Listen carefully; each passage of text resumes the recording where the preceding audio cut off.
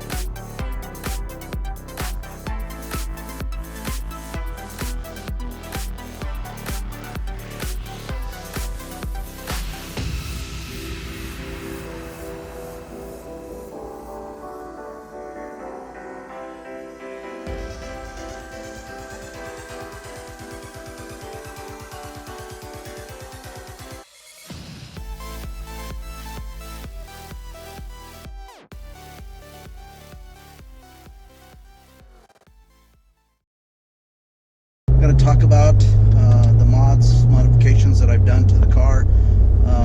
Actually pretty minor stuff, but pretty expensive stuff. So the first thing that I did was, when I picked up the car, actually, was have the expel done on the car. I did ultimate expel, which is a clear bra, for those of you who don't know what expel is, and did the front bumper completely. That's the most vulnerable part, along with the back of the mirrors, and then the lower rocker panel up to the brake vents in front of the rear wheels. Those get the most hit with the pebbles. When I save up some pennies, I'm going to do the upper rear quarter panels. So here's a clip to show you what I did and what it looks like from the outside. So here we have the clear bra on the bumper. You really cannot see any difference unless you feel with your finger and you feel the lip of it. I'm going to try to get really close and see if you can see the edge, but it's really hard to see. But as far as the paint goes, you cannot tell the difference. So I have it on the bumper, and as you can see, these bug spots here, they just wipe off from the car.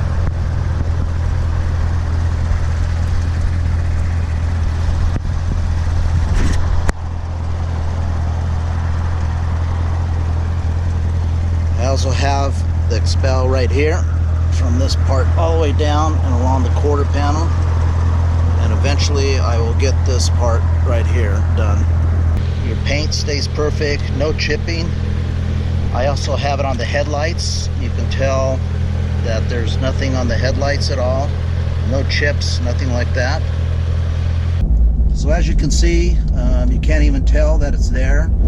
It's virtually invisible. You really have to look very close for the seams, or you don't even see the seams and you have to feel with your finger. It does a great job. Additionally, I didn't mention earlier, I did the headlights as well. So that does a great job from having the rocks hit that. The second modification that I did were the rear and front splash guards. Now some people get the big truck type O'Reilly type mud flaps from trucks, and they cut them out and they modify them for the car. That's fine, but I haven't experienced that many rocks up there, so I put the GM ones on. They fit, the fit and finish on them look factory, so there's no issues with that. It only protrudes about an inch more, but that inch will give you more protection from the rocks flying up. So okay, the third modification that I did was the radar detector. It's a Escort IX. It's the newest version of the IX. It does a really good job capturing the radar. Now in California, we mostly use KA and laser, and laser is very difficult to get alerted in time. Most of the time when you get hit with laser or instant on, you're pretty much dead anyway. Is it going to be 100% foolproof and keep me from getting tickets? Probably not, but it has come in handy. I even have a video clip where, while I was filming this, there was a policeman about a half mile ahead of me, and the radar was going off and alerted me that he was there. And he started out on the side of the road at a signal light, so I could have gone by him had I not been alerted at a high rate of speed, and then he would have caught me. So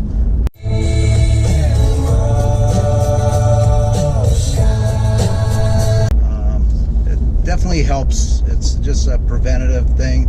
I'm not a speed racer 100% of the time, but it's very easy to accelerate in this car, as you know. It's an Escort IX, the newest model that came out. It has a magnetic connector here. Actually just touch it up there and the magnet catches it. I have it hardwired into the car, so it comes up in here and it's concealed. It does a great job. Very few false alarms. And the settings that I have is turn off the X band, low K band. The K band is what a lot of the collision sensors have on the new cars. So I have KA and laser on at all times, and that's what most of California uses, all the highway patrol folks. I have a blend mount here that mounts to the mirror, and like I said earlier, it has the magnet. I don't ever take it out of the car, leave it in there, but if I want to, I can unplug here and then just pull it off the magnet if you need to conceal it. Okay, and the last modification that I'm going to do is an exchange of an air filter. It doesn't sound like much, but from their website and from what I gathered on the forums, the GM intake, air intake, actually does a very good job. It's designed very well. I know there's AFE intakes that you do yield more horsepower from them. That's a proven thing. But also, their bends aren't quite as clean. They don't fit very well. So there are some challenges with those. The other thing is I wanted to keep the warranty intact on this car. You know, it's brand new. I just bought it, and I definitely don't want to void the warranty. So with that, what I did is I did some research. I was going to get the green filter. They call it the green filter. It's a cloth filter. It's a non-oiled filter, so it doesn't mess up with your MAV and the computer system. So I wanted to get something like that. Well, Burger Motorsports, he's a member on the Corvette forum. He actually has a filter that he invented. He does a lot of BMW modifications, and And so what he did is he spent a lot of time, a lot of R&D and money creating this filter. And from his dynos, I'm going off of his dyno on his website, a stock, completely stock Z06 with 91 octane, that's what we have in California, gained 30 rear horsepower. Now I'm sure it varies. I'm sure it depends on, you know, the DA and all that other stuff, but it has been proven to filter only, even the green filter only, a tenth to 0.2 seconds off the quarter mile. And from what I've read in the testimonies, and even on the Corvette forums where they're pretty vocal, they stated that the filter works awesome, and you could definitely have good seat of the pants improvement and also performance there. Car. So here's a clip of that. Now, I haven't installed it yet, but a clip of what the filter looks like. What I like about it is that it's very stealthy. It looks 100% like you went and bought a Fram filter. So if a dealer sees it and happens to get in there, it's just going to look like a Fram regular air filter. So there you go. Take a look at it. So here you go. Here's the air filter that I ordered. So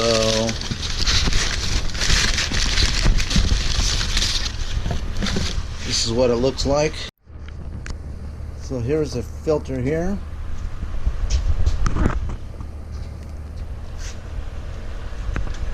And here's where you can get one if you're interested.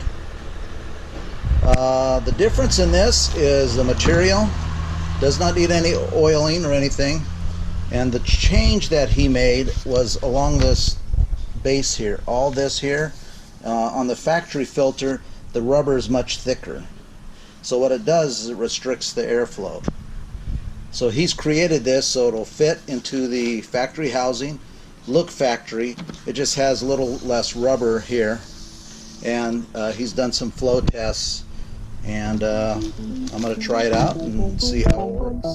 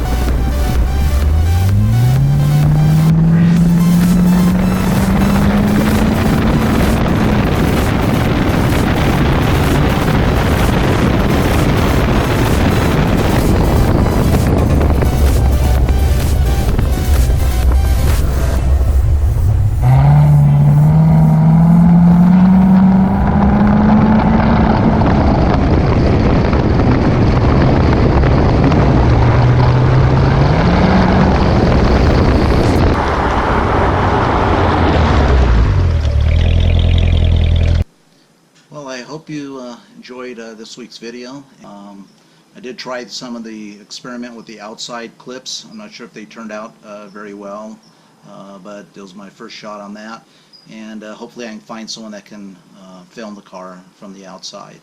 But I hope you enjoyed the video. If you do, thumbs up, and appreciate it if you subscribe to the channel, and more videos to come as time allows. Thanks, and have a great day.